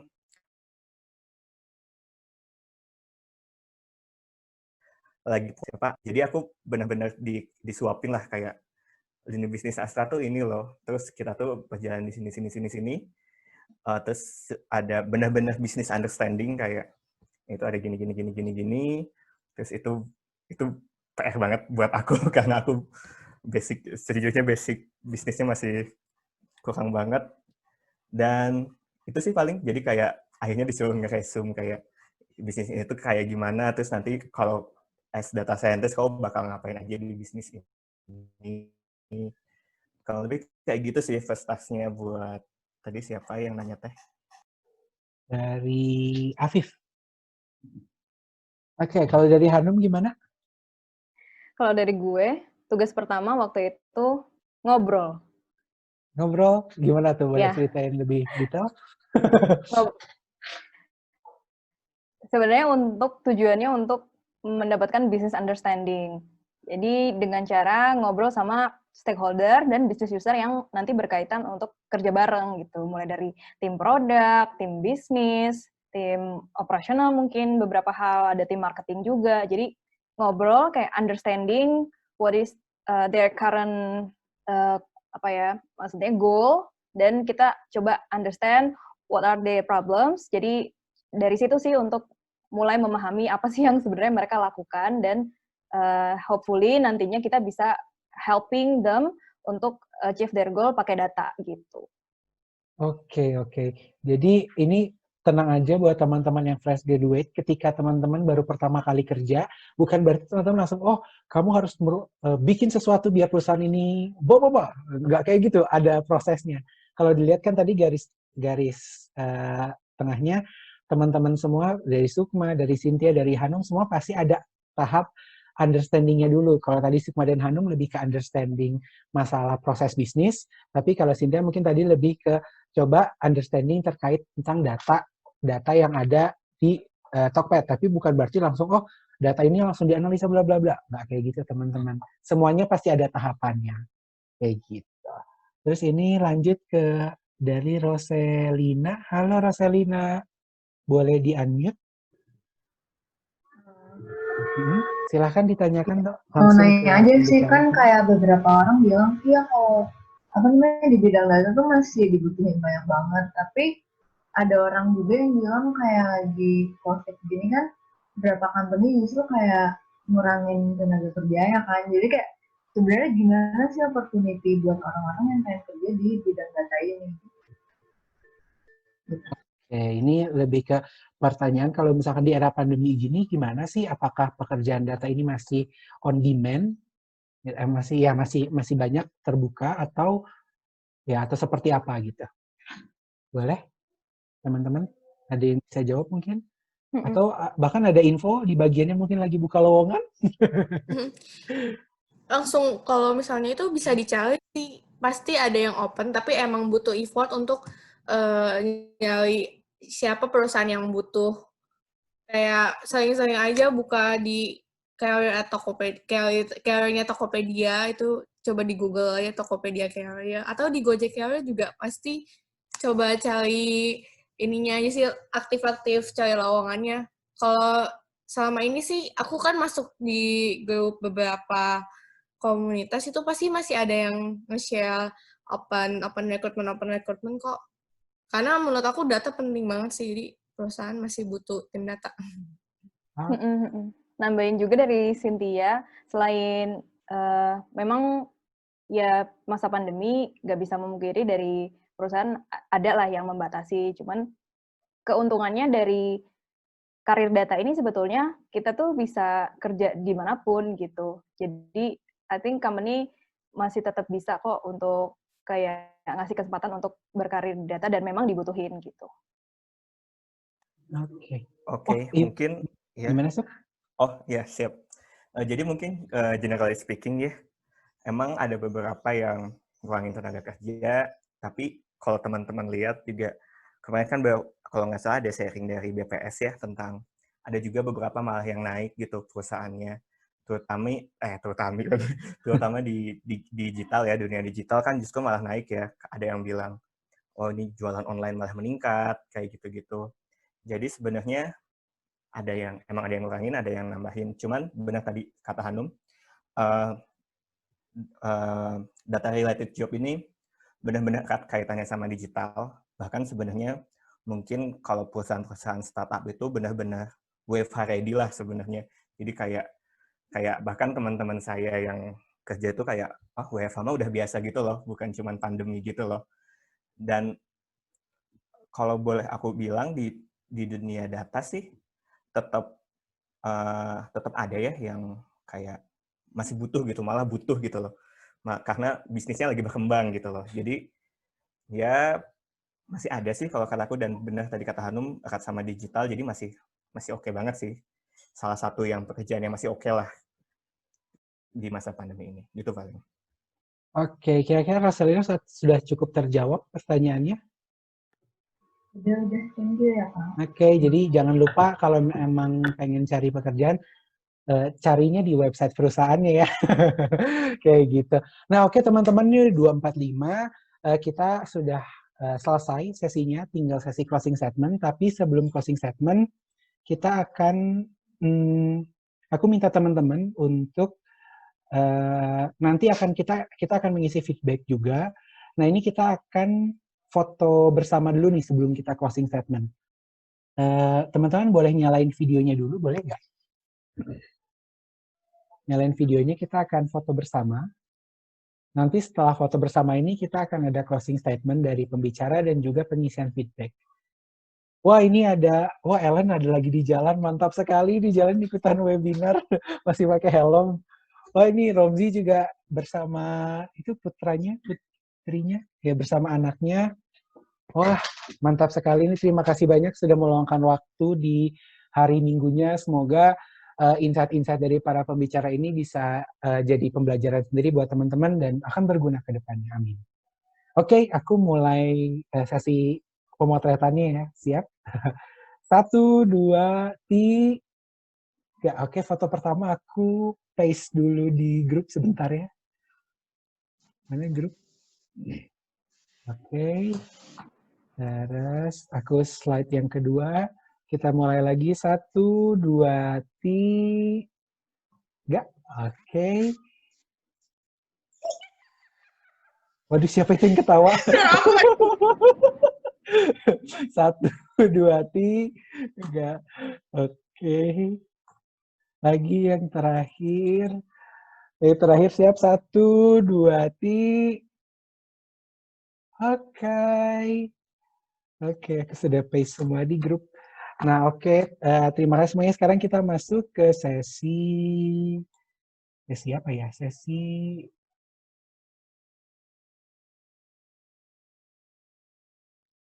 closing statement nih dari teman-teman.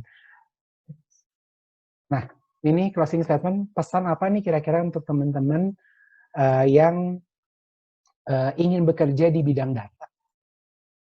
Boleh? Ya, oke, mungkin aku dulu kali ya. Ya, silakan. Ya, buat teman-teman, kalau yang mau bekerja di bidang data, terlepas dari background-nya apa, terus nanti mungkin lulusan mana, lulusan apa, teman-teman harus menjaga apa ya, spirit lah, semangat belajarnya. Bisa mulai dari mana dulu, either dari tools-nya, dari cara berpikirnya, business sense-nya, tapi penting juga mengasah soft skill-nya. Dan mungkin pesan dari aku sih, nanti misalnya kalau teman-teman bekerja sebagai insan data lah, aku bilang kayak gitu ya, insan data, jangan cuman teman-teman tuh pintar gitu, skillful, terus soft skill-nya baik.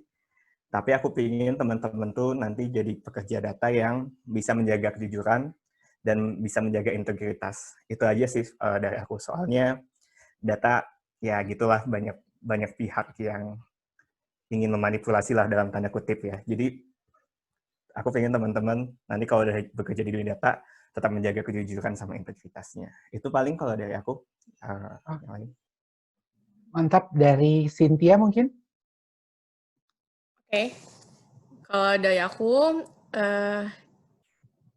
jangan berhenti untuk belajar hal baru, karena perkembangan data itu pesat banget, pasti banyak banget hal-hal baru di dunia sekarang, apalagi semakin banyak orang yang ngeriset tentang segala macam metode, terus melakukan self-improvement, nggak peduli background pendidikan atau background alma mater yang kamu miliki, selama kita mampu menunjukkan skill yang dimiliki, show off skill yang kamu punya, dan experience kamu di bidang data dengan ikut kompetisi atau analisa riset kecil yang bisa kalian publish di Medium atau GitHub dan platform online lainnya. Terus jangan takut buat mulai hal baru, karena percaya deh nggak ada yang nggak mungkin di dunia ini. So, mulai aja dulu. Asik. Mantap. Dari Hanum, silakan Hanum. Oke, pesan-pesan buat teman-teman yang mau kerja di bidang data. 1, cari tahu apa yang lo mau. Kalau di bidang data ada analis, scientist, atau engineer. Yang mana nih yang dimau? Gitu. 2, cari tahu range of skill set untuk mencapai goal-nya tadi. Terus 3, refleksikan posisi lo sekarang di mana, levelnya udah di mana gitu, dari range of skills tadi. Terus yang keempat, make a plan to achieve the goal. Terus yang kelima, keep learning, keep doing, and don't get discouraged. Kalau udah tahu range of skill set yang pastinya banyak, tapi ya keep learning and keep doing. Oke, terima kasih semuanya. Nah, ini teman-teman, aku udah ada link feedback-nya. Jadi, kami mohon banget nih buat teman-teman semua untuk memberikan feedback terhadap acara ini, terhadap para pembicara kita juga. Nah, untuk perbaikan kita ke depannya. Kayak gitu. Nah, selain itu juga ini boleh coba diketik dari bit.ly/feedback for level up, FFL-nya besar. U-nya juga besar. Kayak gitu. Nah, ini juga aku mau info juga bahwa kita setelah acara ini, minggu depan dan 2 minggu lagi, kita ada acara workshop terkait Google Data Studio. Ini tadi Cynthia juga sempat ngomong, dipakai juga di Tokopedia kali ya untuk visualisasi data ya, kalau nggak salah. Iya, dari Google Analytics bisa pakai Google Data Studio juga. Nah, oke. Nah, itu kita langsung dari Data Analysis City Corp, itu Alfian Rahman. Terus kita juga ada Business Growth Secrets, Customer Relationship Management, sama Imam Ibrahim Amir. Dia adalah CRM Manager dari Eiger Adventure. Kayak gitu. Nah, ini slotnya kalau nggak salah, kalau untuk yang slotnya udah tinggal dikit lagi deh, tinggal beberapa orang lagi aja. Kayak gitu. Jadi jangan sampai ketinggalan ya teman-teman, dan jangan lupa diisi feedback-nya. Sebelumnya aku mau terima kasih banyak banget untuk para pembicara kita. Ini bisa jadi portofolio nih, Kak. Oh, bisa jadi portofolio. Oh, Sukma jualan ya. Iya, benar. Oh iya, karena sebelum jualan ya Sukma hebat sekali. Sukma founder Level Up ya? Iya, Mana? Level Up apa ya? Level Up apa ya? Nah, terima kasih banyak banget. Jadi teman-teman bisa belajar dari mana aja ya. Dan Level Up ini salah satu wadah lah. Teman-teman bisa nambah portofolio, itu bisa banget tuh nanti ditambahin di CV gitu. Oh, aku udah belajar visualisasi di Google Data Studio nih. Oh, aku pernah belajar tentang business growth kayak gimana nih. Itu bisa banget, dan teman-teman itu bisa diceritain mungkin nanti pas ngobrol-ngobrol sama user gitu. Portofolio. Jadi nggak hanya di Level Up ya, tapi kalau bisa di Level Up.